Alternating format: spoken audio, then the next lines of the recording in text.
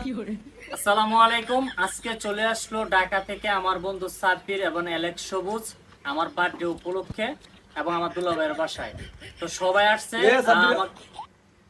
আরে বেটা তুই কোন জিনিস আমি মানুষ হইতে না, তুই খাওয়া লইয়া ব্যস্ত তোর। আরে বন্ধু তোরা কথাই না কবি, আমি খাই তোর সমস্যা কি পর্যন্ত খাওয়ান দাও না করে মুরগি। আরে হেন কথা কবে না কাকা কাউন্ট দেও কেন পরের বাড়ি খানা খালি এরকম হয়। দেখ দেওয়ার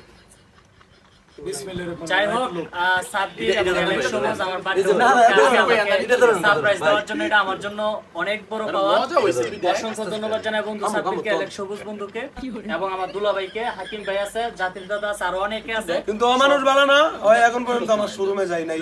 এই জিনিসটা খুব দুঃখজনক। আচ্ছা যাই হোক, আচ্ছা 7 মাস হয়ে গেল আমার শোরুম বা 8 মাস হইব, এখন পর্যন্ত যাই নাই। এটা আমার ঠিক আছে, কষ্ট বন্ধু, লাগছে। যাবো, যাবো। এই যে দুঃখ প্রকাশ করছি, এটা আমি দুঃখ প্রকাশ করছি ইনশাআল্লাহ আপনাদের কাছে। যাবো। কি রে তুই কেমনে কাজ? এই এই কমে কা কর দিব বিড়াইতে দে মারে গালের মধ্যে। এই জুতির মা কেমনে কাও তুমি?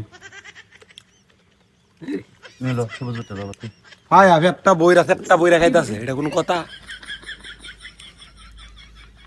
কাজ করে রে হ্যাঁ আমি কোকত লাগাইছি কত হ্যাঁ আমি তো একটা না দুইটা খাই না অকর দিমু